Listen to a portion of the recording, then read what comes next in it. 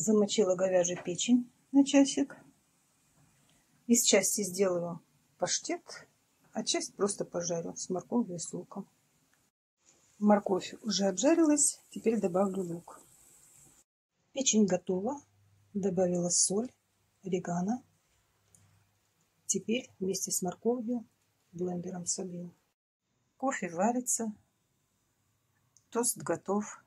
Намажу паштетом, сверху сыр. На завтрак бутерброд с паштетом и с сыром и кофе с молоком. Рада тоже не откажется от бутерброда с печеночкой, только ей без сыра. Сыр она закапывает. Радочка уже ждет. Пойдем кушать.